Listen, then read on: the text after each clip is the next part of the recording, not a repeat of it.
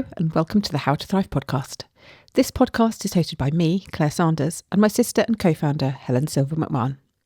Together, we are on a mission to empower individuals and teams with the human skills they need to thrive, maximising performance, minimising risk, and optimising well-being. If you'd like to find out more about how we can help your practice, please get in touch via our website, www.being-human.co.uk. Our regular listeners will know just how much importance we place on setting ourselves up for a successful and sustainable relationship working alongside tech.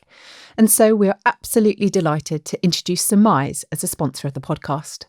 Surmise is an AI-powered contract lifecycle management platform designed to break the cycle of forgotten obligations, scattered intake, and contract chaos. Meeting teams where they already work, embedding seamlessly into tools like Outlook, Teams, Slack, Salesforce and HubSpot, Surmise makes adoption simple. With self-serve contracting to reduce workload, seamless integrations to create structure, and powerful AI that supports and enhances legal expertise, Surmise helps legal teams operate with confidence and clarity, freeing up that all-important capacity so that we humans can focus on the areas where we add unique value. Thank you, Surmise, for supporting the podcast. Get in touch with them at www.surmise.com and don't forget to mention the podcast when you do. I am hugely excited to introduce you to JHB and Partners, one of our sponsors for today's podcast. Many of the in-house lawyers who listen will recognise Josh Blake as an expert in legal resourcing. Last year, he established JHB and Partners and continues to support in-house legal teams to build, scale, and optimise their legal functions. With their extensive experience in resourcing and strategic insight, Josh and his team at JHB and Partners provides a real sense of calm and reassurance, which is exactly what you need whether you're hiring or looking for a role. Thank you, JHB and Partners, for supporting the podcast and empowering busy professionals with the human skills they need to thrive. You can find out lots more about Josh and his team at www.jhbandpartners.com. Get in touch and don't forget to mention the podcast when you do. My way of looking at the mind and the brain is the hardware, the mind is the software. The real focus is software. That's where we have regular updates. Morning, Helen! Morning! I always feel like I'm like this excitable puppy who pops up. Morning! How are you doing? Yeah, good. It's Friday. So happy days. Friday. It's only been a short week though. It's been bank holiday week this week. So nice short week. 4 days. I know. And hasn't time flown? This time last week, we were floating around Manchester on Cloud 9 because we'd just done How to Thrive Manchester, which was amazing. Oh, it really was. If I do so myself. It was amazing. Obviously we were fairly nervous because, you know, we hadn't done an event in Manchester before. And what if no one comes? Exactly. We could be speaking to a room of nobody. But no, the room was packed. The energy was good. Surrounding the view was amazing from the venue. Like the sun was out. The sun was out. The speakers were immense, and the feedback has been off the scale. It was just, the speakers were just blew me away, actually. So you did a session which is always like, you are always amazing, and I know that, but then we had some speakers who I haven't, like Victoria I hadn't heard for a while, and she was just, again, brilliant, with such a gorgeous energy to it and really kind of calms us down and makes us think inwardly. And then we've had Jess, who will be a guest on the podcast, but she is an improv coach. And I'm not going to say too much because she will be with us at How to Thrive in London in October. But oh my God, it was so much fun. And everyone was laughing and up on their feet. And it felt like a really infectious energy. And, I love that. I don't know whose feedback it was, but it's not many times you're in a room of 50 lawyers laughing until they're crying. If you want a slice talking of about that, cheese. then talking about cheese. Yeah. If you want a slice of that, then do come along to How to Thrive London, because that was before we had Andy Cope, who again I just love him. I want a pocket-sized version of Andy that I can put in my pocket. And just bring him out. Like he just lights up everywhere, you know, and it's just just so powerful, his message that he delivers in such a beautiful way. And then Andy Kate was like, oh my God, we've just had an MBA in 90 minutes or 45 minutes. And it was so kind of really great, deep knowledge. Just brilliant. Brilliant. Great crowd, great people, great energy, great location, great everything. London, you have a lot to live up to. Yeah. And brace yourselves. We're coming for you in September. If you haven't got your tickets yet. October the 8th. October the 8th. Don't come in September. It'd be a month early. But October. It's going to be awesome. I'm really, really excited. I'm really also really self-indulgently. I can't wait to hear all the speakers again. I know. Bring it on. So really good. Really good. What else have you been up to? What was it? What was the bank holiday for you? Can you remember? Is it too far away? Bank holiday. Sort of slightly dominated by Ipswich obviously going up, and some members of my household being football fans, and very great excitement about that, and having to party after that. Not for me though. I was doing a bit of catching up on work and enjoying the sunshine, actually, just chilling out in the sunshine, and did a bit in the garden. My poor garden has been really neglected recently, and there's a lot of work to do, but I treated myself to some new plants and got everything looking a little bit nice. So so that was really nice to do that. Well, I went to Go Ape. Wow. I went to Go Ape with the children and my husband, which was lovely. Although I feel there might be a conversation here for a future podcast. There were moments where I was not my best self. And yes, should we talk about it now? Well, let's roll on in. It sounds like we're gonna. No, basically, the children were very excited because they could do the level up from the really basic one, but they couldn't do the really big one. So we kind of went on the middle one.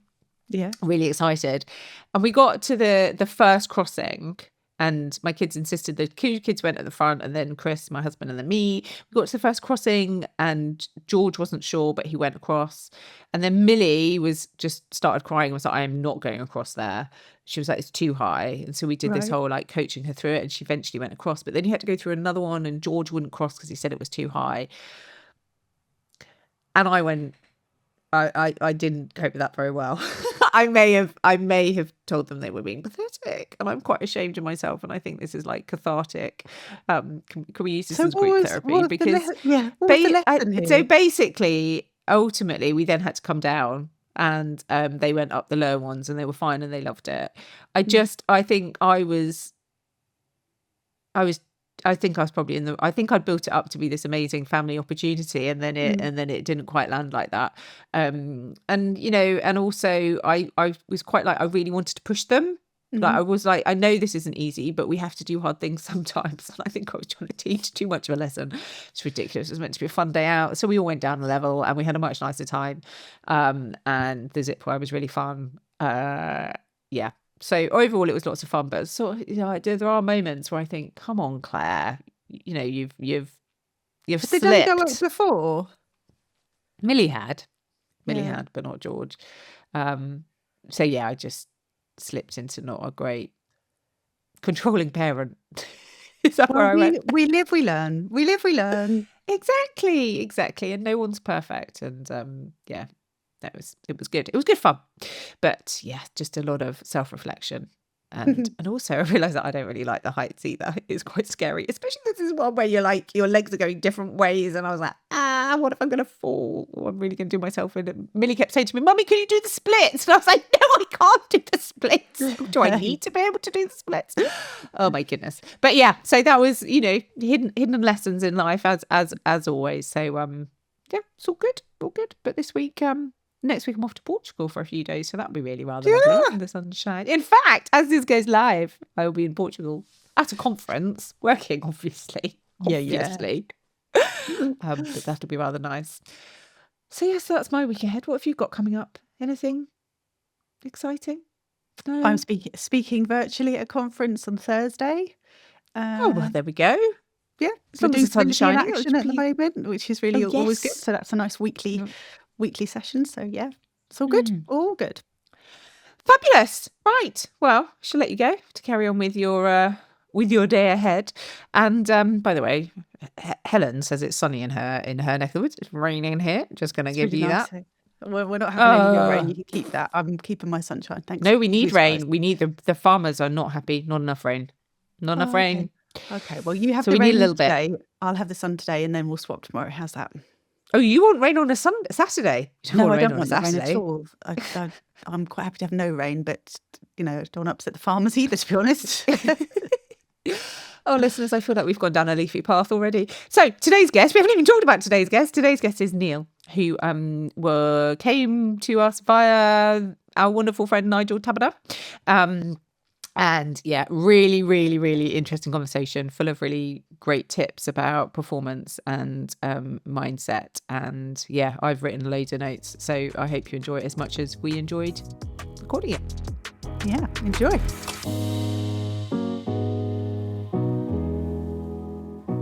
And today we've got Neil Edge, who is a ultra endurance athlete, which I can't wait to dig into. We've already had some really interesting conversations about how far Neil runs on a daily short run. Spoiler alert, it's a lot further than I run on a long run.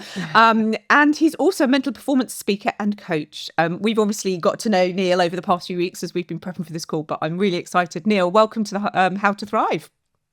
Thank you. I'm looking forward to this. It'll be a good one for sure. So, Neil, I feel like I'm gonna cut it right at the start. Gonna start deep and say, so when we warmed up to this, I said to Neil, "How are you doing?" We logged on. "How are you doing? Good morning. How's your morning going?" You went, "Oh, I'm already halfway through my day," type thing. I was like, "Well, what do you mean?" Neil got up this morning, folks, at 4:45 a.m. and this inspires me in ways that I can't tell you. I've always aspired to be part of the 5 a.m. club, but I like my bed and I don't like my alarm clock. So Neil, tell us, to kick us off, tell us about your morning routine, because I think it's really fascinating, and also the importance of it, because I feel like there's a story and a background to why you have such a strong routine. So I'm going to start by, there's a slight caveat here with this, because everybody talks about morning routines, and that's great, absolutely wonderful. However, that's because I'm the type of person I find that my energy levels are where I'm much more. And they say, is there much of a morning person or an evening person? I really do believe there is. I know many people who prefer to work through the night. So I believe that the morning routine, but it can also be an evening routine as well. So it's important to have that caveat. Just because you don't feel like you're a morning person, just because you've got kids, you've got all these things going on, so you can't get up at 4:45 or the 5 a.m. club, then I think it's important to optimize where you're at. So that's the first thing. I think it really is important, because there is so much talk now, and yes, great if you're able to. I don't have kids, so we can get up and I can go through my morning routine, and that works for me. However, it doesn't work for everyone, so I think that's really quite important to mention. Mine is a little bit different different for many people in the fact that I have a set morning routine which has been working for me for many years. So, for example, this morning it was wake up at 4:45.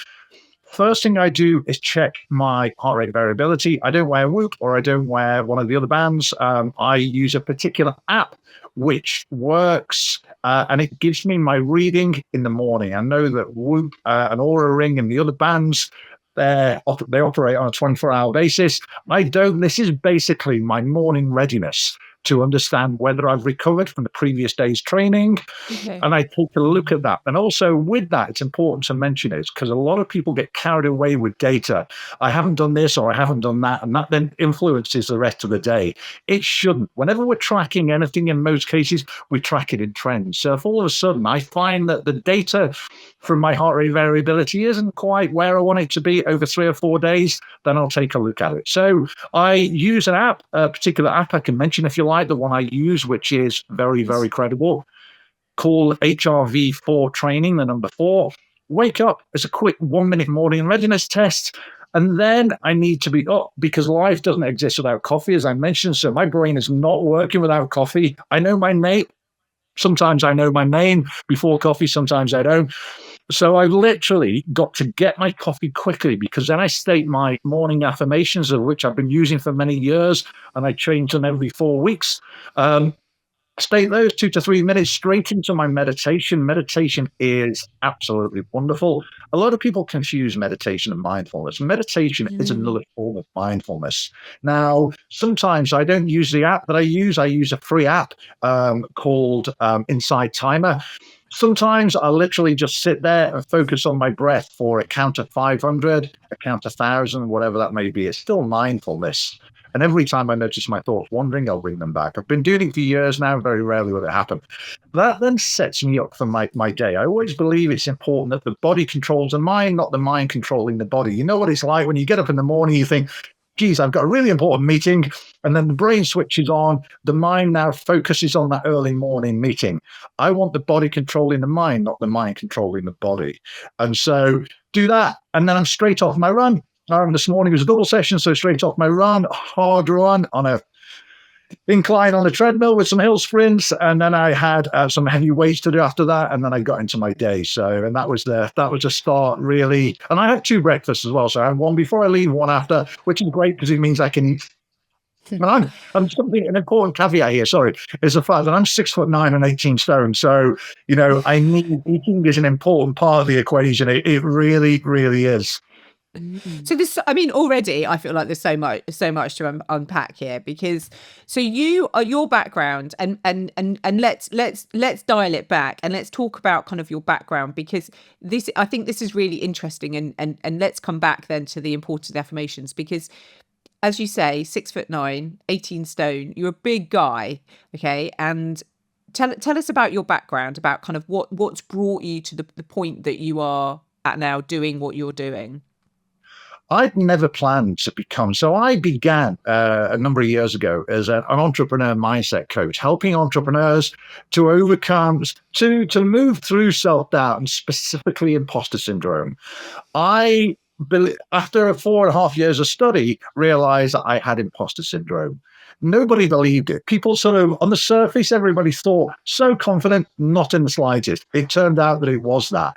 And the only reason I identified that was because I'd attempted to create some companies, never quite created them, always created a business plan, got so far as to launching a company, but never launched them. And I couldn't work out why. And the first time it happened, I thought, okay, I blamed it on too much competition at that time.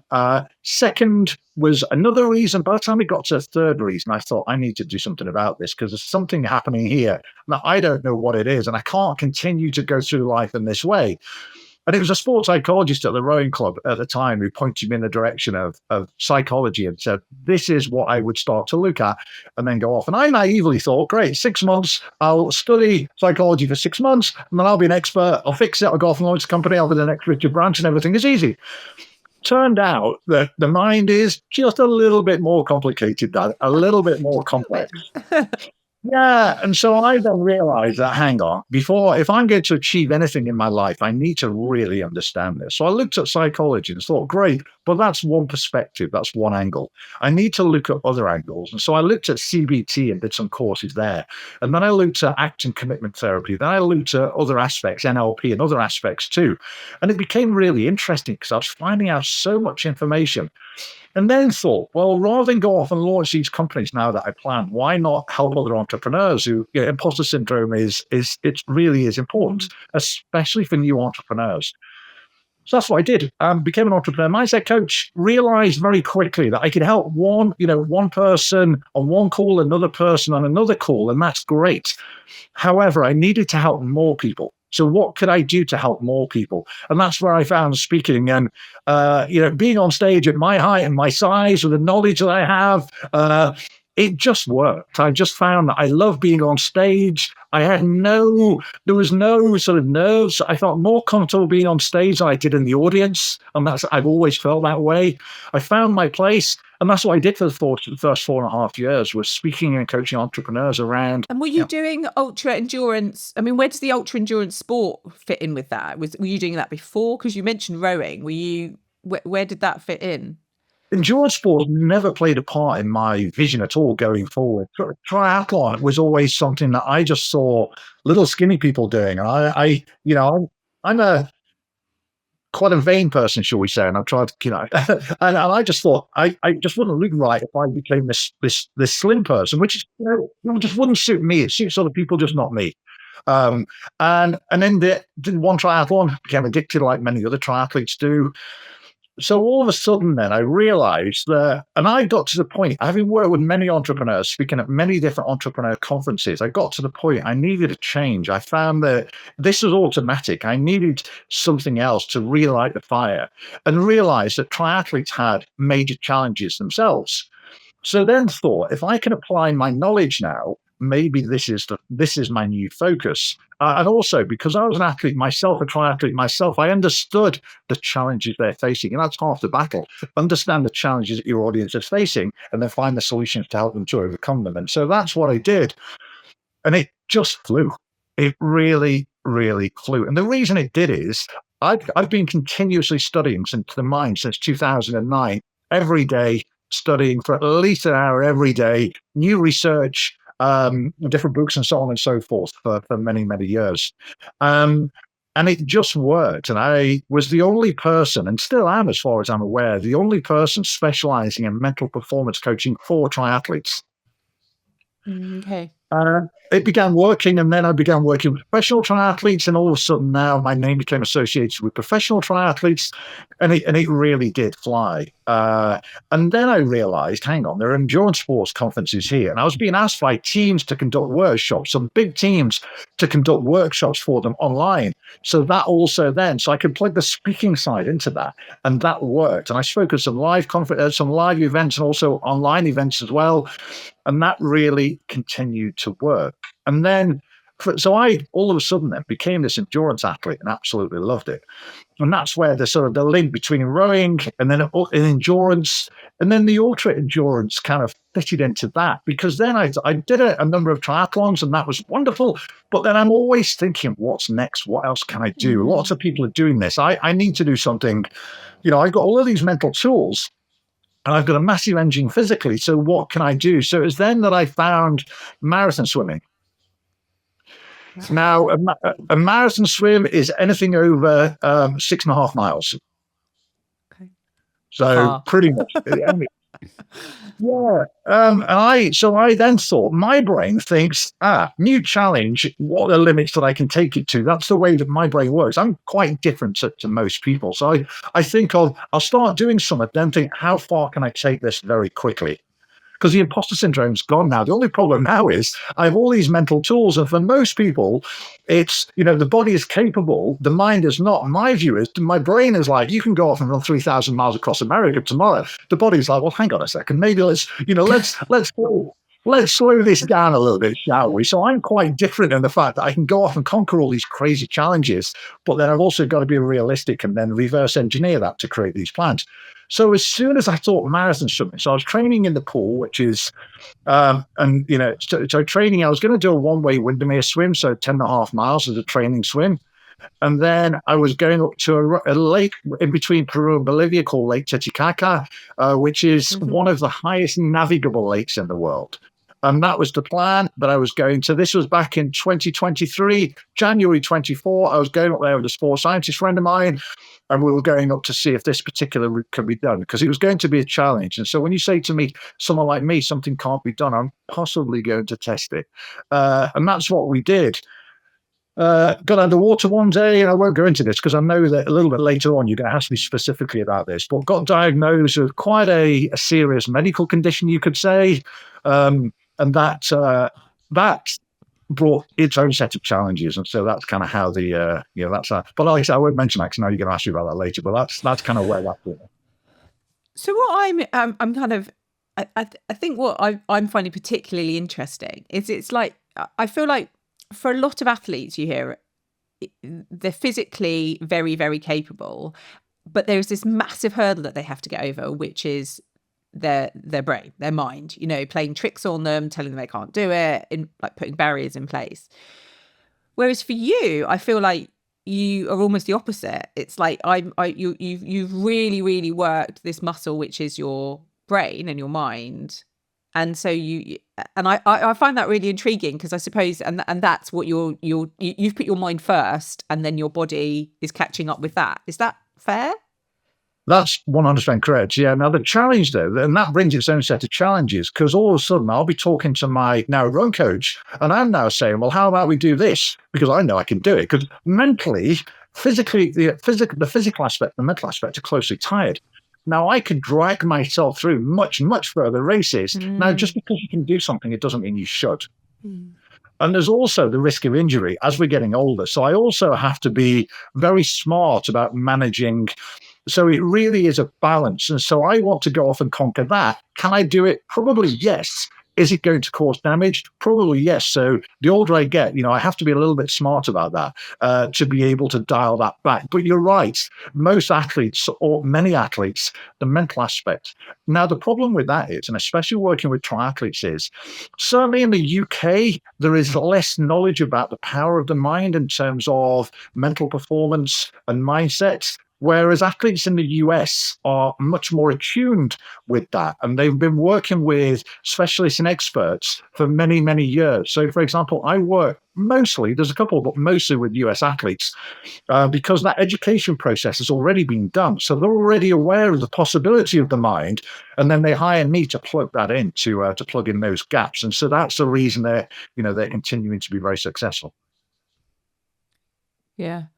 It's really interesting. And taking you back to what you were saying about your morning routines, I've got a couple of questions about that, probably very self-indulgent questions. But in terms of the affirmations, so at what point did you start prioritizing things like mindfulness, the meditation, and the affirmations? And on the affirmations in particular, I suppose I've got a question around. You said you change them every 4 weeks. You keep the same ones, and you have to do them within 3 minutes. And I'm really intrigued about that. So can you tell us a bit more about the background to that, and also the kind of structure and the importance they play?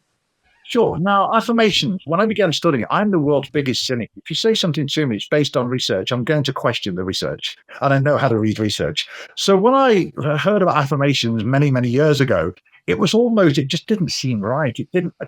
Meditation as well was another one of those. Now, often when we disregard something, it's due to lack of education. So therefore, I realized that actually many people are talking about affirmations. And so rather than disregard, how about I look at the research? How about I look at why they work? And quite simply, we're feeding conscious statements into the subconscious. That's really all we're doing for that to become a belief. So therefore, the reason I say change them every 4 weeks, because typically, and again, this comes back to your question about why in the first 3 to 5 minutes. The reason being is our brain is in a lower frequency state at that time. So our brain is in what's known as a theta state. So it's a lower frequency state.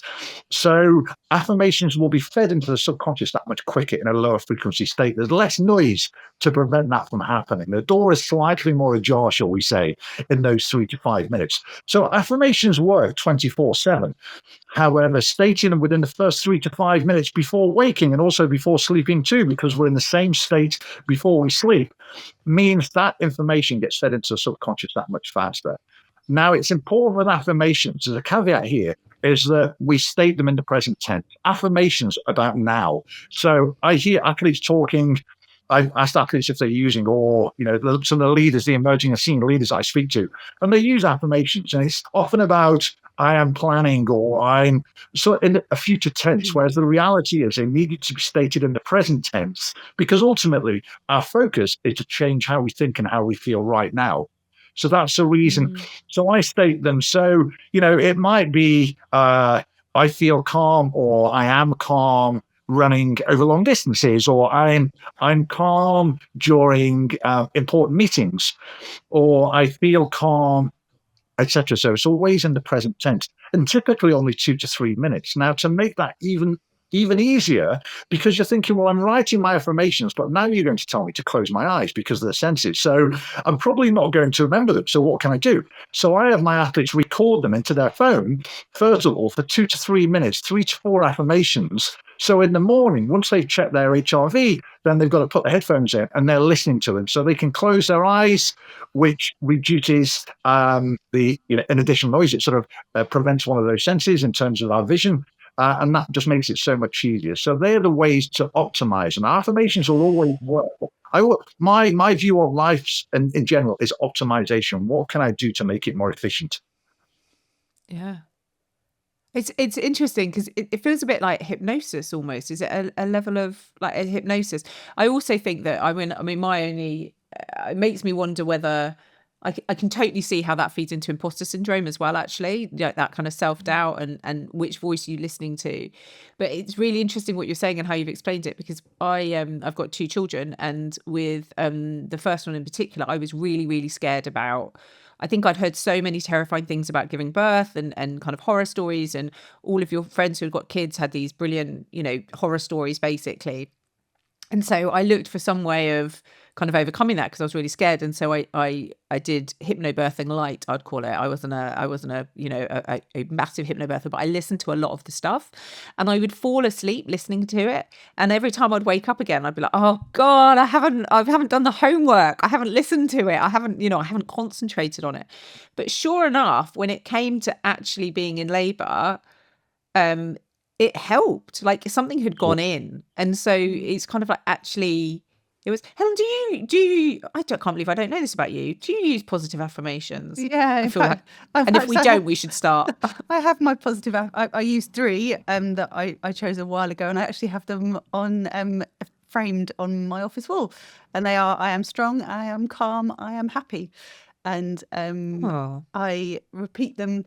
I don't do it every day. I probably could do them more often, but I do it when I feel that I need to be reminded of that, that I am all those things, and I can do stuff. Yeah. So, I'll give you a fun story if that's okay. I had an MRI scan of my treatment a few months ago on my head, and now all of a sudden stopped and thought about it and realised that actually I'm both claustrophobic and claustrophobic. One's fear of confined spaces and one's fear of being trapped, and they're 2 different things. So I all of a sudden realised that, okay, so I'm going to be sliding into this tube, but I hate confined spaces. Okay, let's fix it. And all I did, and I had this real strong fear of confined spaces, not in a crazy way. I can get back into the back of a tight car, or I can get into a lift with many people, or but I just had this. I had this vision of an MRI scan being this tiny tube, being so big that I would be literally crushed like this. It wasn't the case. But all I did is I used affirmations. That's all I did in the morning, so that I feel calm inside. I feel calm inside confined spaces. And that's all I did 4 weeks before. And I fell asleep in the scanner, and you've got headphones on and all kinds of things. There's lots of noise, and I fell asleep, and that's the only thing that I did. Wow, that's very powerful, isn't it? That's very helpful for listeners probably to know that actually they can prepare themselves in that way for things that they're feeling anxious about. So you were saying they have to be in the present, and they have to be it's the first person. So I am. Right. I am. Yeah. Okay. And so you got your affirmations, and then you were saying like up to an hour doing meditation and mindfulness. And again, like, is that something that you've always done? Is it something that you've kind of learned that actually it really contributes to the way that you then kind of show up and perform? Yeah, for sure. Now, and again, I want to put a caveat here as well, because you don't need to meditate for an hour. There's some research came out within the last year, and I think it's either Stanford or Harvard, that demonstrated for 10 minutes per day will have a significant impact on the brain. And I don't need to talk about the benefits of meditation. There are lots of noise. Lots of people are talking about that in terms of improving memory, focus, and so on. So 10 minutes per day for most people is enough. And I began doing 10 minutes per day, and I use this completely free app called Insight Timer. It's wonderful. You can search different meditations on there. And I began doing that for 10 minutes. And initially, when I began, it was incredible that I would all of a sudden start. 3 seconds later, my brain is off. It's like, none of that. I'm going to be thinking about this, whatever's going to happen. Constantly going. Now, the challenges for most people is that they think, I hear people say all the time, I can't meditate because I can't stop my thoughts. And I hear all of this noise on LinkedIn and different places about stopping thoughts. It's complete nonsense, neither can anybody else. And I'm quite a direct person. I see these things on LinkedIn and different places, and I really do have to manage my own emotional control, because it's a lot of what you read is complete not a nonsense. You really can't. But what you can do is you can't stop thoughts, but you can choose what you focus on. So you might have, and it might be you have a really important meeting, therefore it's probably going to be more challenging because you're thinking about that meeting. So what we're trying to do there is disrupt the thoughts. We're acknowledging it's a thought, and we're disrupting it and bring it back to the meditation. So my word is stop. So as soon as I notice my thoughts wandering, stop. and immediately focus back on the meditation. That's what I did this morning. So it doesn't have to be for an hour. Realistically, most people don't have that time, but 10 minutes is sufficient enough to be able to gain all of the benefits of meditation. And again, every time you can have your word stop or focus. So every time you notice your thoughts wandering, acknowledge that's a meditation. Acknowledge the mind is a muscle. We need to train it. So this is something that I'll be talking about in a minute. Is mental fitness is so important. And it doesn't cost anything. There are no excuses why we can't all be mentally fitter. And I'll explain what that is. And meditation and mindfulness are just one of those ways to become more mentally fit. And so what's the benefit that you find through doing the mindfulness and the meditation, like the practical benefit?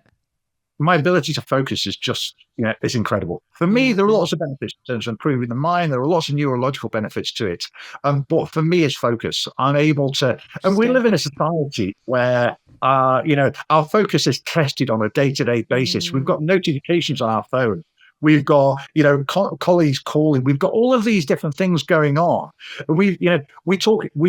Everybody's using AI these days now, which is causing, which is absolutely wonderful, and I use it, but it's also creating neurological challenges as well, in terms of context switching. So, we're constantly thinking about this, we're constantly switching, we're constantly trying to multitask. Caveat, we can't multitask. Our brain can only focus conscious on one thing at one time. And so all of these things that are happening, so our ability to focus is gradually reducing. And so it's really important that we strengthen that. And again, it's like training, and something I'm going to talk about in a minute, that we wouldn't expect to go off and do a 10K race and start training the day before. But our mind is like a muscle. So if you don't train it, then ultimately it won't be as optimized as it should be, and you'll struggle.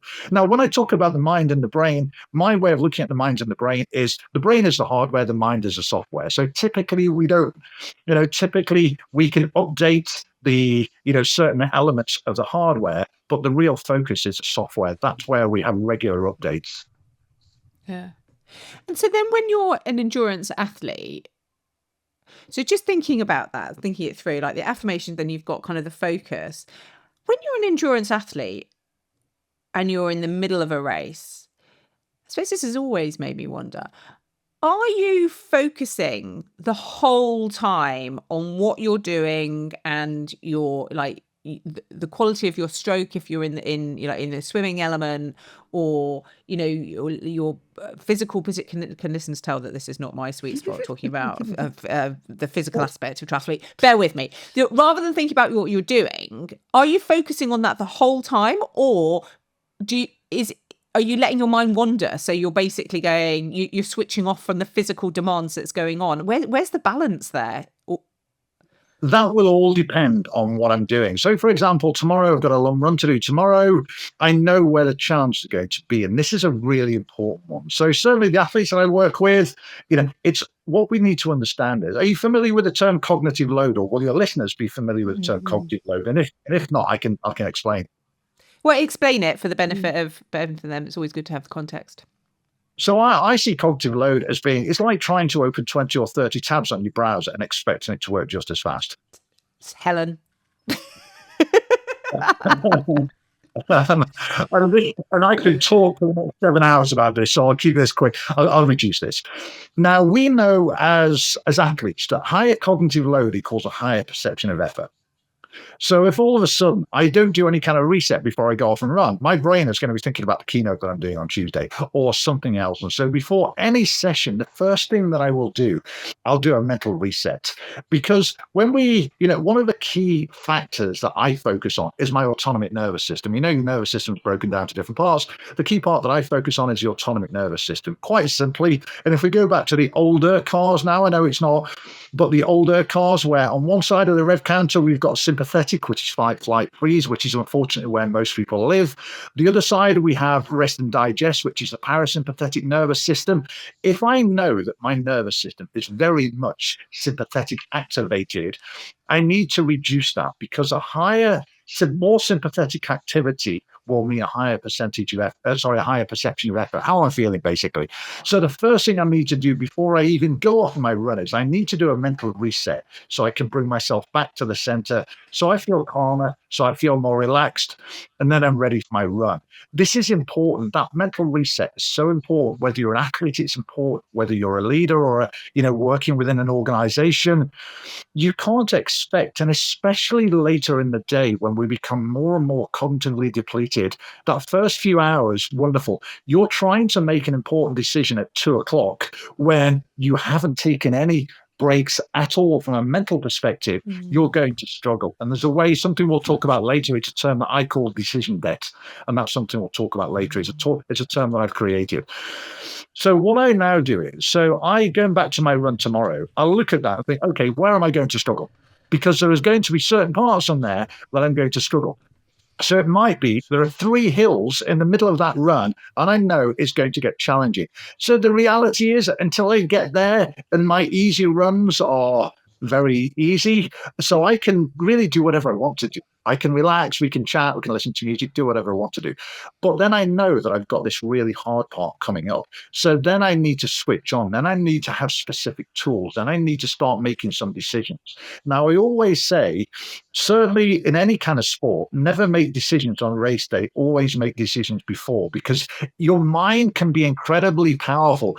And when it wants to negotiate after a 3K run, a 4K run, when it wants to convince you need to slow down, boy, you better be ready for negotiations. I know you had a good friend of mine on. We've mentioned his name before. Yeah. His negotiation skills are off the charts. I'd be even challenging him to negotiate with the amygdala, the part of the brain responsible. So even with him, he'd struggle. So we need to make the decisions before. So I know for the first couple of hours or so, super easy. We can chat. I can do whatever I want to do. I don't need to be dialed in. But then all of a sudden, I need to ensure that when it gets to those challenging points, I've got specific tasks to focus on. That's where I'll dial in my focus. That's where I'll break the hill down. So if the hill's, say, a mile, then I'll break it down. I won't just look at the hill and think, geez, that's a mile long and it's really steep. I'll break it down into sections. So my sole focus is that, and then that, and then that. Our brain's a prediction machine. If it's trying to look at that hill and think, and it will. So what I want to do is just break it down. And you remember I said you can't stop thoughts, but you can choose what you focus on. So I'll focus on those segments. That might be something else you're doing in your life. You've got a 4-hour drive to do. You think, oh, this is going to be horrendous. You break it up. You stop at the service station. Then you stop at another service station. Similar kind of thing. If we're thinking about the 4-hour drive, ultimately we need to break it up. Yeah. And it comes back to, Helen, doesn't it? That thing that we talk about, like the curve, and Dr. Robert Archer's work about like the high performance routines and having a moment of focus, and about how awful it is that within the professional services industry, certainly, we just flatline the whole time. Like we just try and get up, perform as much as we can, then go to bed. We don't think about these moments of focus and, going into it in the right state of mind, and, all of those things, which, Can I just ask about, you mentioned about the reset that you would do beforehand, and that's something that I'm really curious about. How would you kind of do a mental reset before you began a hard task, or perhaps as a leader, like you were saying, you've got to go into a meeting and you want to be really prepared for that. How would you kind of do that reset? It's very simple. First of all, I look at the objective. What is my objective for this reset? So my objective, for example, for a leader going into a meeting, is to reduce my cognitive load slightly. It's to lower the heart rate slightly, to be able for me to breathe a little bit deeper, to establish more of a base of my autonomic nervous system. So rather than fight, flight, or freeze, rather than slightly stressed, rather than focused on the outcomes of the meeting and all the different things that we're focused on. So it's quite simple. So once my objective is to feel calmer, to reduce cognitive load. So now I know that that's my objective. How do I do it? And the easiest way of doing that is what's known as, there are many breathing techniques, but the one that I use is called resonance breathing. Oh, tell us more. Yeah, I haven't heard about that one. Yeah. Resonance breathing is in for 5 seconds and out for 5 seconds for 5 minutes. I use that, and I recommend when I speak on stage, I deliver 4 keynotes. And all will include that in various different formats too. So by doing that, we are balancing out our autonomic nervous system. We feel calmer, we feel much more relaxed, because the challenges we have is you'll have meetings all day. By 2:00, and there is some research behind this in terms of by 2, obviously that depends on when you start, if you start at 10, but generally the research is that by 2:00, you're cognitively depleted. So your decisions will become safe. You might take 1 or 2 days extra to make an important decision rather than making the decision right now. And there are other facets to that. So cognitive depletion. So you're not going to be making your best decisions by 2:00, after 2:00. Now, for many people, that will be the case. You might have important meetings throughout the day. So those decisions that you're making will either take longer or they won't be as effective as they should be. Now, if you're an emerging leader or a senior leader, you're expected to be making the right decisions all of the time, but most people aren't. And there's lots and lots of research around cognitive depletion. So again, there are lots of ways that we can manage that. And that's mental resets are just one. I've created a whole framework around it called the reset framework around it. This is what I built, and I built this during my treatment. And it's one of it's the framework that I speak about across all of my keynotes. So doing that, now you know where you know how many meetings you have in your day. So what I would normally do is plan 2 or 3 of those. So it might be a meeting between sort of 10 and 11. It might be another one over lunch, and it might be another one in the afternoon. And often people say to me, after when I've spoken on stage, they said, "That's great, but I just don't have time." You do have time. You're choosing not.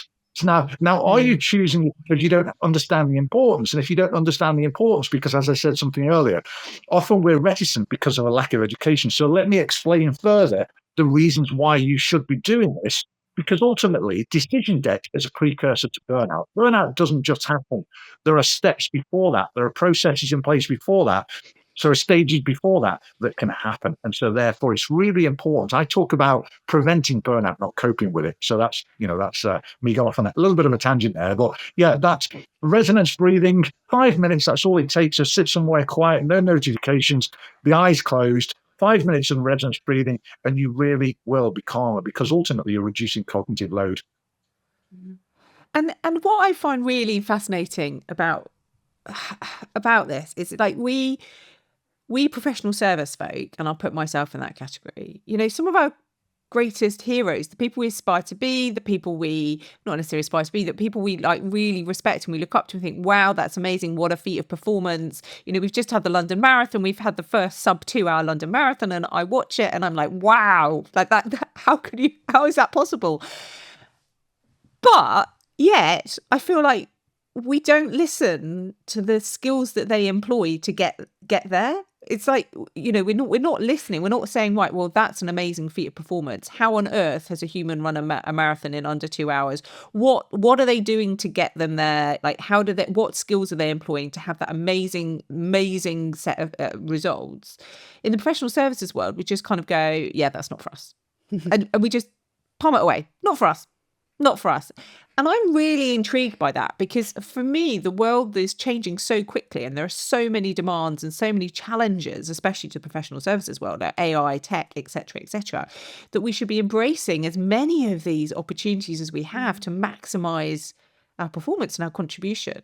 I don't know if have you got any ideas why we really struggle to kind of adopt what in sport is seen as almost just, it's part of the game? Well, let's go back to, something you were talking about earlier. Professional sports people, and I work with elite athletes, experience the same challenges that we all experience. That's self-doubt. It's, it's decision-making under pressure. It's adversity, all those things. Every professional athletes experience the same thing. The difference is they know that they're experiencing the same thing. So they plan for it, they prepare for it. And that really is the key.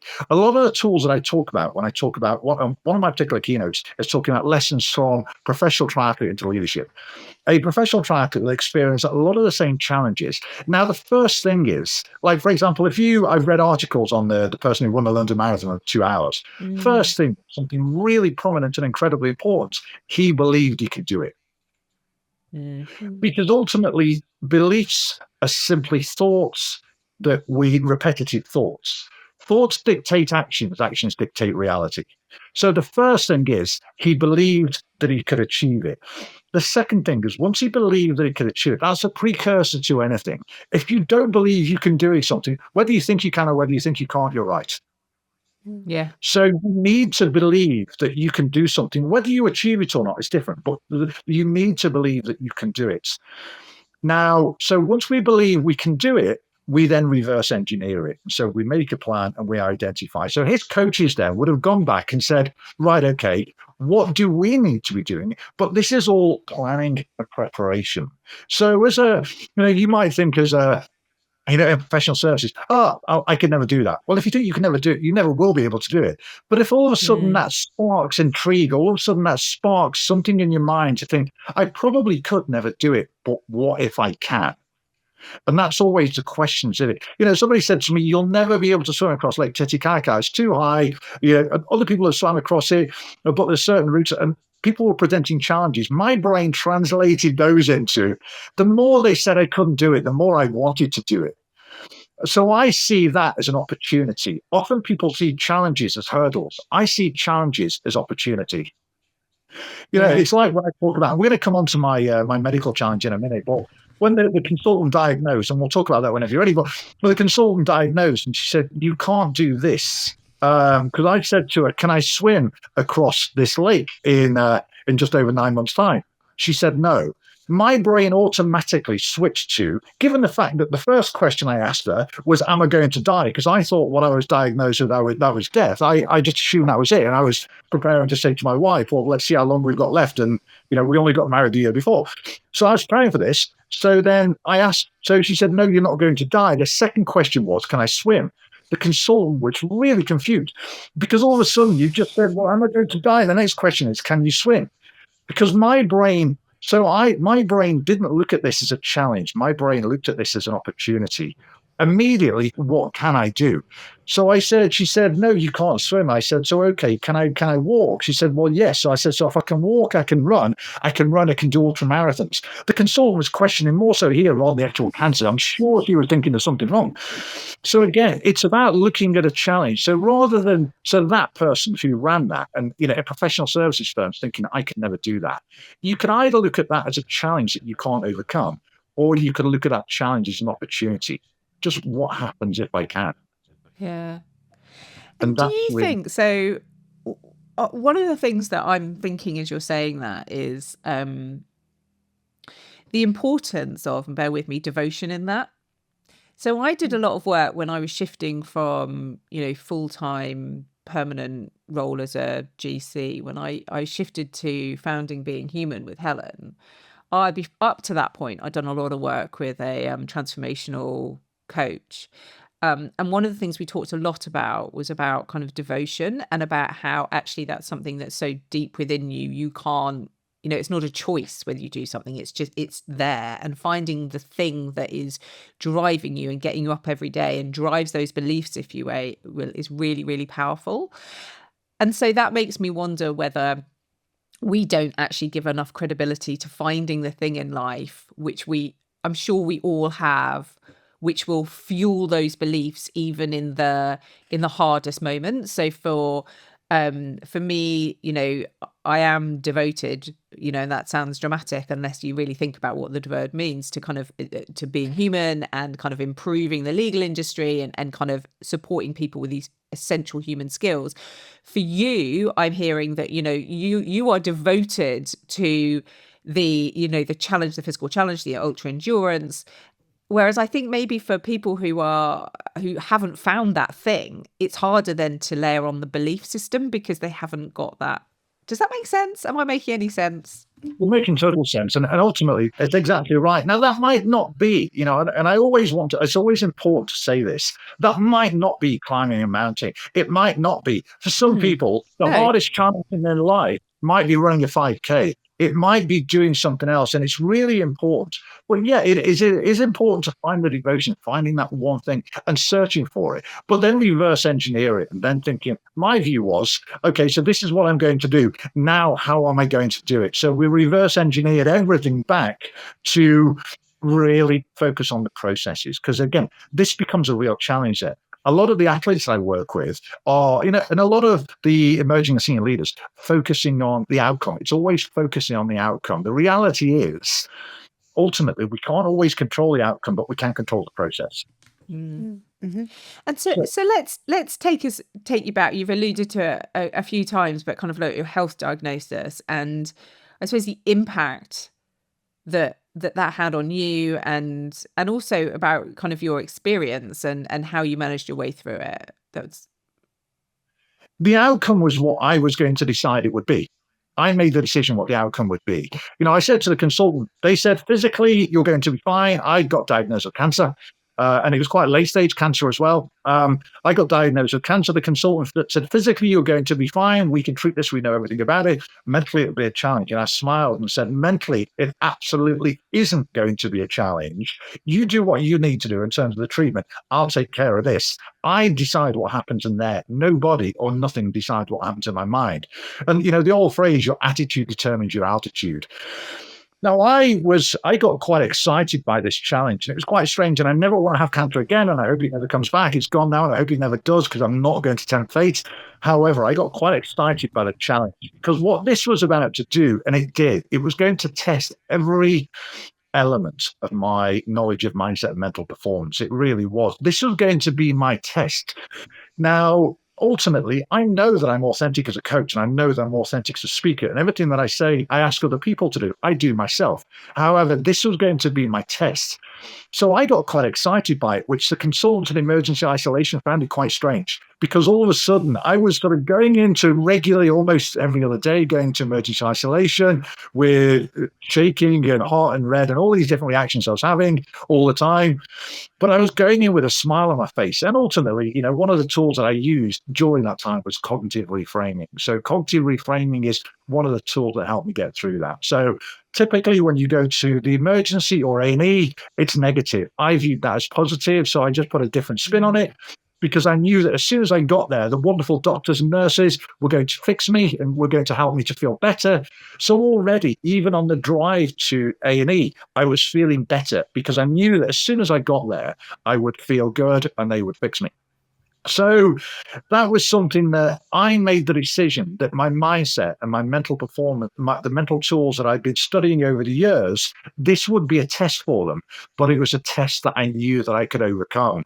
I remember saying to family, look after my wife. I'm going to be totally fine. No matter what happens here, I am going to choices. And it made me, in a strange way, quite excited by it, because this was my test. This was something that I was really, really ready for. It's like when the consultant diagnosed me and I said, am I going to die? And she said, no. And I said, can I swim? I turned and faced the wall. And she's sort of looking at my wife thinking, well, he's a big guy. She was tiny, and sort of looking around thinking, what's he doing? I found this out afterwards. Because I'd trained, because I'd spent a lot of time doing a lot of work on my building resilience, mental fitness as the base, but also the resilience, and we'll talk more about that, that I knew that no matter what challenges I faced, I could overcome. So I turned and faced a wall, and I sort of turned and looked to my wife, and she knows me. She knows that I can be an intense person at times when it comes to things like this. And when I'm on stage, sort of marching up and down, because, this was, and one of the reasons that it exciting was that all of a sudden now, this makes me even more credible as a speaker, because as a speaker, I had the knowledge. I had, all of this knowledge that I gained. And as a speaker, I've been studying how to present effectively over the years of keynote speaking, but I never resonated with the audience.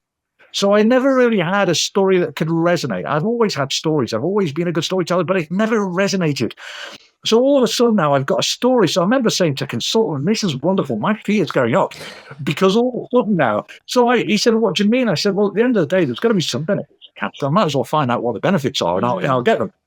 So I became very intense during that meeting. And that was because my brain and my mind, all of a sudden, all of the work that I've been doing was prepared for the challenge. The problem is, and one of the keynotes I deliver a lot, is overcoming adversity. Many people think they're going to be okay when a divorce happens, or when an illness happens, or whatever financial crisis. Hope is not a strategy. we need to be prepared for that. And I knew that I was ready. So, I was still delivering, virtual keynotes. I was still coaching, professional triathletes during the time when I was at home. And I still continued to thrive, to use the word, throughout that period.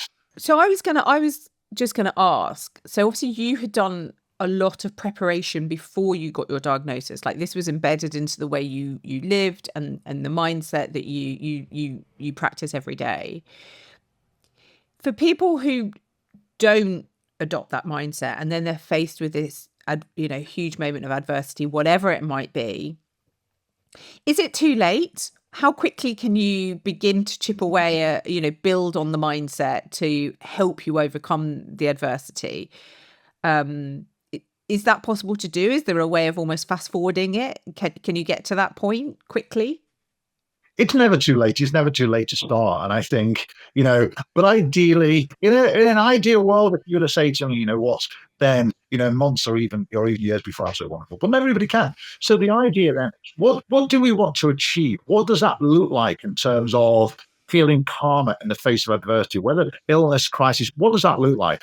That means me feeling calmer. That means me feeling, so we have to sort of redefine what that looks like. So mental fitness plays a really important part in that. And when I talk about mental fitness, I quite simply mean things like your morning routine, your evening routine, protecting sleep and things like that. Because all of those things that we can do right now to help us to feel much more calmer, to help us to feel much more relaxed, we don't need to be adding stress inoculation and those other tools when our autonomic nervous system has already been triggered.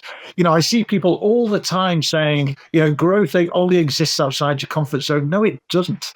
Growth, resilience is not linear. It's, there are times when we experience, we're more resilient. There are times when we're not.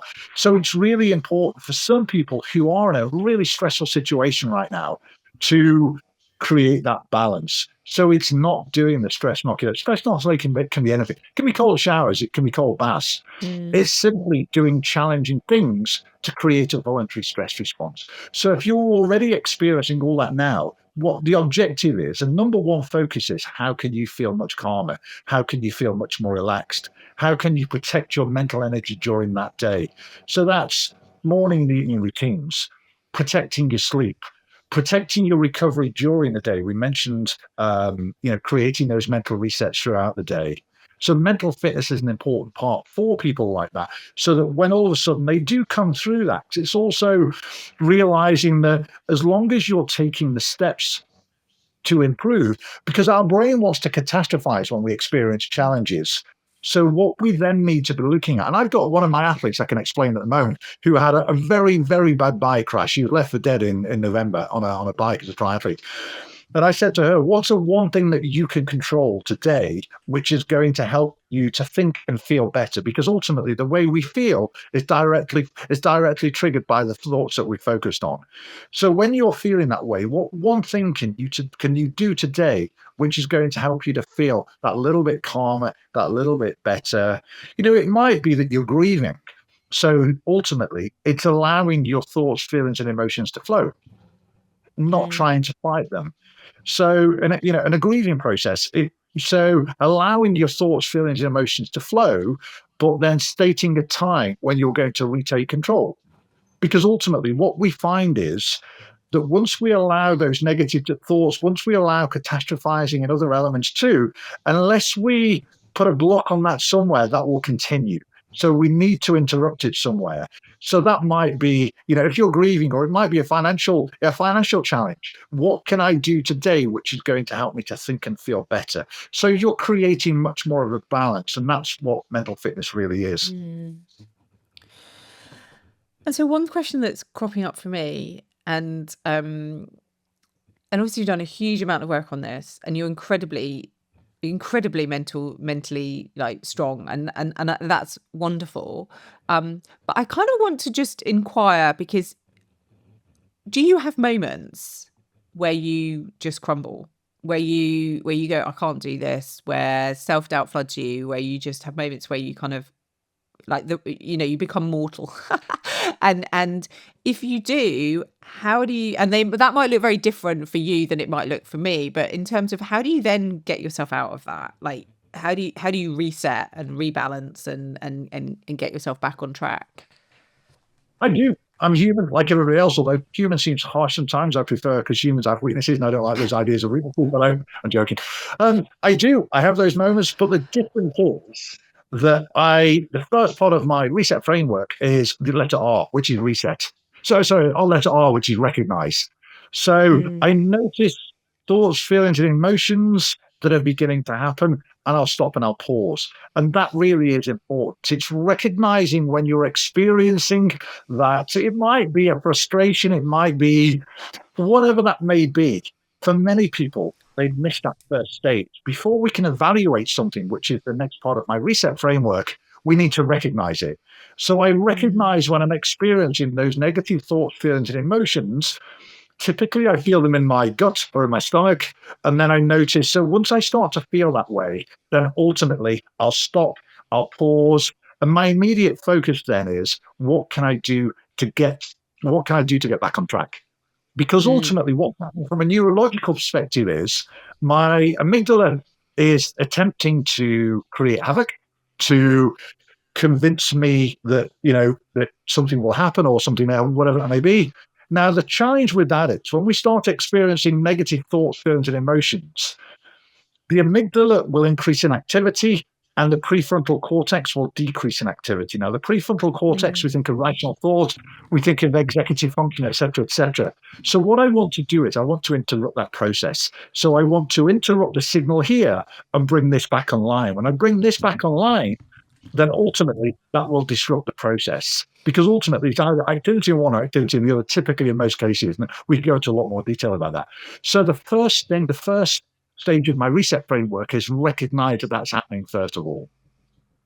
Then it might be, there are many different things. It depends on what it is. It might be that I switch to a task. For example, often I'll use on stage or with my athletes, I use an acronym called WIN, W-I-N.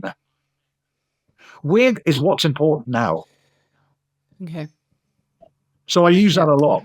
So when all of a sudden I notice that, because it sounds strange to say, but know myself very well, then I'm able to identify this very quickly. Often I'll use WIN, and all that will do is reduce activity in the amygdala, increase activity in the prefrontal cortex, help me to think and feel differently. If that thought reappears, because sometimes they will, sometimes by shifting, just immediately shifting my focus can disrupt it. Sometimes just, looking in a different direction, because when it starts to get serious, when we start to experience fear, obviously fear narrows your focus. Sometimes simply the easiest way of interrupting that is by looking or widening the angle of vision, which then signals to the brain that actually there is nothing to be afraid of.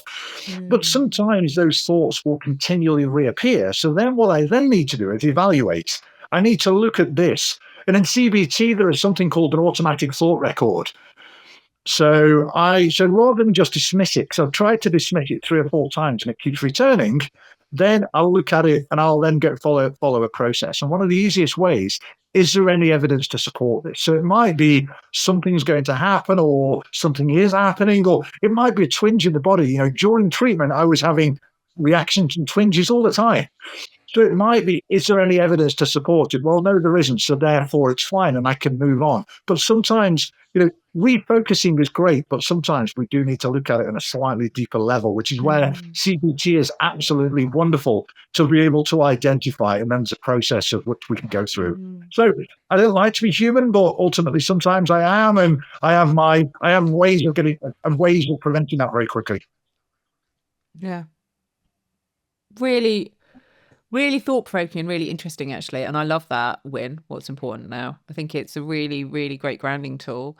And I sit here and I listen to you and I'm like, it's really fascinating, because what you're talking about brings together a lot of different elements, I suppose, that we talk about for our stuff. And last week we held an event in Manchester, and Helen, we were talking about adapting to change, and Helen, your session was very much about like taking that pause, that kind of giving yourself the permission to stop. And I think sometimes that's the start of change, but almost the really hard step. Have I remembered that rightly, Helen? Yeah, definitely. I think it's that pause and learning when you need to put that pause in to actually then say, what do I need to do next? Because I think sometimes it's easier just to keep rolling on and on and on, and then never make that decision to take control of whatever's happening. And the first bit for me is learning to understand when you need to stop and pause to understand how you're feeling, and then put in a reset or what have you. And I think that, that's why we did. So, sorry to interrupt. The first part of that framework is recognize before we can make any changes. We need to recognize the symptoms, recognize that we're feeling a certain way, because we can evaluate them. I can talk about the other parts of the process, but ultimately, unless we're able to recognize when we need to, then ultimately, as you say, we're going to continue and invariably, unless we make that, that pattern interrupt, as we were just talking about there, unless we put in place, that pattern interrupt, then ultimately nothing is going to change, and invariably do that for so long, and that's where we start seeing symptoms of burnout and other elements. Yeah, absolutely, definitely. So Neil, so you've got the all clear. You're fit and healthy. We were having a little giggle before we started about how your wife, during your illness, has caught up with you in terms of fitness levels, and now is refusing to back down. So there's an intermarital war going on as to who's fitter, which I love. But we were talking about that you're training at the moment, and I think this is. Again, really interested to hear about how you get through this. You're training at the moment for an ultra endurance race, but that's 6 hours running around a 400-meter track. Is that right? It sounds like my idea of hell. It is the most. I wouldn't always say it's an ultra endurance because it all depends on what I do. But I've got some big goals for this. I've got some goals that probably I'm not quite physically ready for yet, but I'll use that to make sure that we do. Yeah. It's a 6 hour race running around a 400-meter track. Is it the same? It's just come to me. Is that the same? Bradley Wiggins did round the velodrome. Is that the hour that he was doing? Sort of round and round and round. How many times you could go in an hour? Am I remembering that right? I've gone off tangent. The similar thing, but this is but this is on foot. Yeah. Okay. It's all just come back to me. So how on earth do you do that? Because I think I'd be like, I am out. There's no trees to look at. There's no pretty scenery. And I've got it. It's been a frustrating sort of 2.5 years. I haven't completed races. I planned lots and lots of races over the last 2.5 years, many of which coaches said, no chance, you're still going through treatment. I was having reactions for 2.5 years.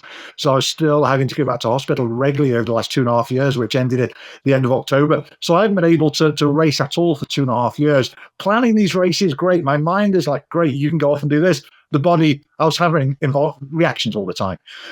So got to the thinking, well, okay, so the treatment's over now. Still not necessarily out of the system, but I'm in a good place. And all the data that I track is all there. Everything is ready.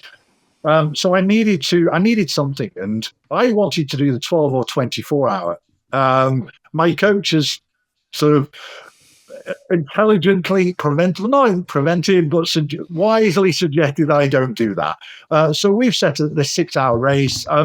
Physically, it'll be fine. We're training every day. It's physically it'll be fine. I'm not fazed by that at all. It really doesn't. Mentally, it'll be the challenge because you've got you have an aid station there with all its chocolate, sweet, and all kinds of things there. So at the end of the track, so every 400 meters you can stop.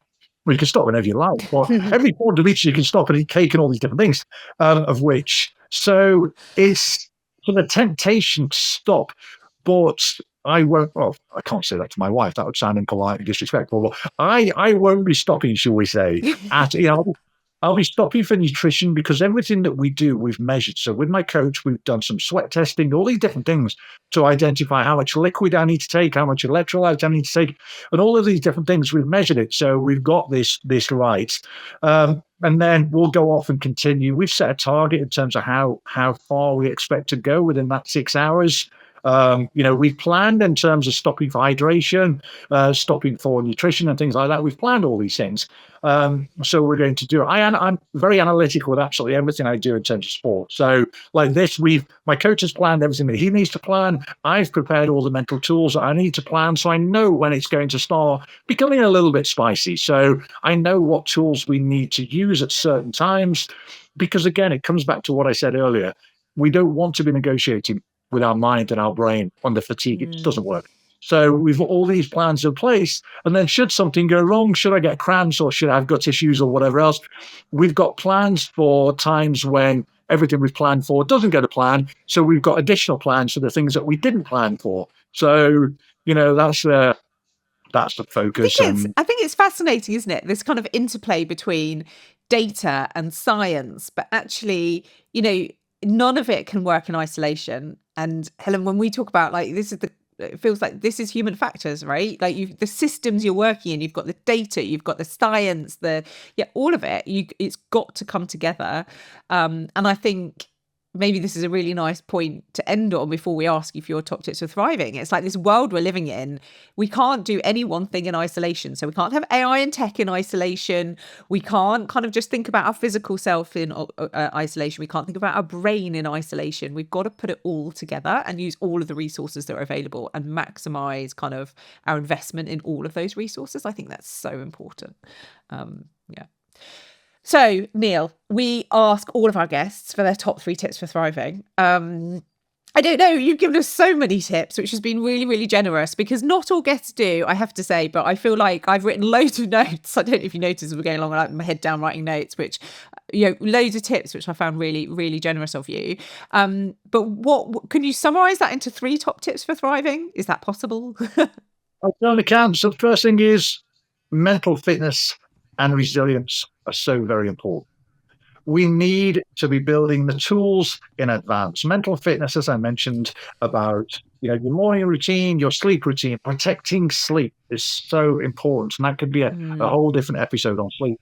Protecting sleep, measuring, tracking what you can track in terms of heart rate variability. That's also important. Invariably, that will give you indicators that you're getting sick before you even get sick. I know a lot of people talk about, oh, it's fine. I feel good. That's fine. But ultimately, subconsciously, there may be an underlying challenge. So that's the reason that we check heart rate variability, and we look at that in more detail. So it's putting in place a daily mental fitness plan, and also managing resilience, also improving your ability to become more resilient. But when things do happen, your brain, your mind, and your body is all aligned. So that's the first thing. That's really important.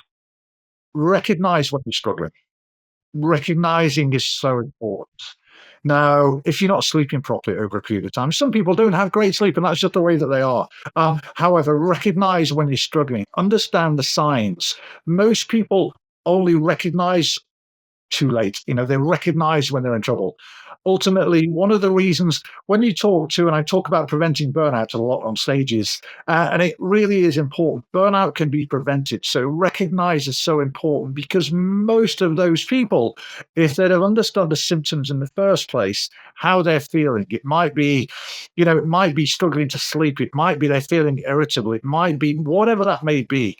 Get to really understand yourself as a person and recognize when you're struggling, which I know I keep going back to my wonderful reset framework, but recognize that first stage, recognize it is so important, because ultimately we can't use any of the other more advanced tools unless we recognize, and then we use the pattern interrupts and all the other things as well. So that's super important. Number 3 is, and especially this comes back to the demographic that I work with that are leaders, or it could be anybody making any kind of decisions, is protect your decision quality. It's so important. It really is. If you're an emerging or senior leader, you're paid to make good decisions all day long. The reality is, unless you've taken those mental resets throughout the day, the decisions you're making after 2:00, after 1 or 2:00 in the afternoon, unless you've protected your decision-making quality, you're going to be cognitively depleted. And again, signals there, I mentioned earlier, it's about taking slightly longer to make critical decisions, or safe rather than important, safe rather than important decision, things like that. So it's protecting your decision quality. It's so important. Decision depth is a precursor to burnout. So it really is important, certainly for those, you're making decisions throughout the day, protect that decision quality. And again, that also goes back to mental fitness and the other elements too that we've discussed. But it's recognizing that actually, I really do need to ensure that I'm making the same decisions at 9 o'clock that I'm able to make at 2 o'clock, because most people aren't. And that becomes a real issue. So Neil, where can people find out more about kind of the work you do, the speaking that you do? Where's the best place for people to find out more? So 2 angles really. So LinkedIn, connect with me there at Neil Edge Speaks. So linkedin.in/Neil Edge Speaks. I post a lot there every day. You can also contact me or find out more about me via my website, which is also neiledgespeaks.com. Are the main areas. Awesome.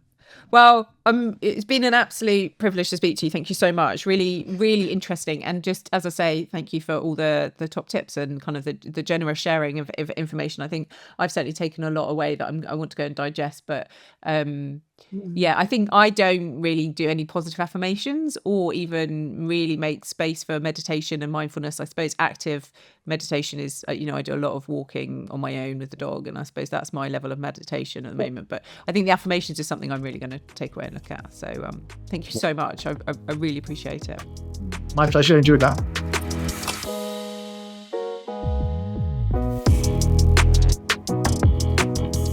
We're back, Helen. So we've just finished recording with Neil, and we've just been kind of I don't know. I thought I was so interested by that. I found it really, really interesting and actually really inspiring. Although a part of me was like, the reason I asked about being human and what happens if you crumble and how do you get back out of that hole, because I was like, I feel like I am talking to someone who's superhuman here in many ways, but yeah, has huge mental strength, but through a lot of hard work, I think. Yeah. How did you find it? Really interesting, really interesting, really easy to listen to. I think fabulous. So many tips, so many things that we can take away and use. And I think when he first said, I get up at 4:45, I was like, whoa, okay, that's early. Switch off. You are not for me. I'm out. That's me done. And then I sort of thought, okay, well, let's reframe the time. And I'm in, actually, and kind of reminding me about affirmations, which I've found very, very helpful in the past. And finding time to reset for 5 minutes. I think it's kind of, it is a commitment, isn't it, to find the time to do these things. But I think if it helps us more consciously and more sustainably show up as the person we want to be and remain healthy, then I think that's really, really powerful. And I'm certainly a great believer in being able to manipulate your mindset. But I think sometimes it can take conscious effort to find the positive, reframe into something that drives you forward rather than letting things hold you back. And that's something that I feel like some people maybe struggle with, and I think having those tools that can make it actually a practice is something that could be really helpful for people. So I'm very thankful that he offered those solutions, and liked his top tips for thriving. I love that he was talking about protecting your sleep. That I have nailed. I am the queen of sleep. But my favourite one was about this protecting your decision quality, and his, this thing he was talking about decision debt. And it is so important, when you are in a profession where there is any element of risk involved, or actually I'm just trying to think if there are any roles out there which don't require you to make decisions. That's what you're being ultimately, is that what you're being paid to do? You're being paid to make the decisions, certainly when you become more senior, but in many, many, many contexts. And so if we aren't protecting our ability to make those decisions, then we're not doing our job properly. And I think that is so often just forgotten or ignored or pushed down the priority list. But it is so important, and we just don't do it. Definitely. And I think I was really interested when he used the example of driving somewhere and sort of how 4 hours can feel like a long time, it's really easy to push ourselves past and say, oh, well, we'll just keep driving. But actually, if we think about protecting our decisions, and we are making decisions all the time when we're driving, actually, what do we need to protect them? Do we need a 5-minute reset every hour or what have you? Sort of for safety reasons, I think that's really pertinent, isn't it? Something we probably... My car pops up and says, rest recommended. I'm Yeah, like, oh, yeah. a rest is always recommended in my life. I can't say that I always follow its advice, though, which is probably bad. No, I but, don't. I just have a bit of a whinge no. at it and say, yeah. Yeah, so, well, I know it is. I know. But isn't that right? But that is such a good example of life. Okay, Yeah. so the car may be one extreme, but we know when we're tired. We know when we're not making good decisions. But do we actually stop and go, right, we need to reset? Or do we just plow on and go, oh, it'll be fine. I'll get over it. I'll manage that tiredness. I'll manage that fatigue. It'll be all right. I'll catch up next time, or Yeah. Yeah, Until it's not, and then the problems set in. So yeah, I also really loved his win and what's important now. I think that's a great reset in terms of just really easy to think about and really easy to implement, and what is important now, now. That's definitely. way of, and the what getting through. one thing can you do that would help you think or feel better? I think that was quite pertinent as well for me. And deciding when you take back control, allowing your emotions to flow, but then deciding, actually, this is when I'm taking back control. And I know that different situations might that might be different periods of time, but I think it's important to have that ability to say, actually, no, now I'm back in control. Now I'm going to move forward with things. So yeah, I think loads of wisdom there that was shared. Very really grateful for that. We could have kept talking for a long time. There was so much. So much more to unpack. Stuff. Yeah, Yeah, absolutely. I'd really like to try and see Neil speak as well. I know he does speak at legal conferences, so that would be really interesting. It's really. We had a really great conversation when the build up actually about the kind of the interrelationship between what we do and what someone like Neil does, and about how Neil delivers like the keynote and the motivation and kind of sparks the thought, but he says I'd never go any deeper than that. And he was like, and that's where you guys come in and kind of deliver the kind of the support and the tangible practical skills of how to go further. So really, really interesting conversation. Yeah, both on and off mic. So thank you very much to Neil. Another great podcast. Yeah, enjoyed it. Lots to think about and unpack. And I might do that as I take gorgeous Pip for a walk. While the sun is shining. It's the weather check for you for today. Speak soon. Bye. Thank you for listening to the How to Thrive podcast, brought to you by Being Human. If you'd like to find out more about the work that we do to support individuals and teams to thrive, then please check out our website at www.being-human.co.uk. A huge thank you to our amazing sponsors for this week's podcast, JHB and Partners and Surmise. Please do get in touch with them to find out how they can support you and your team.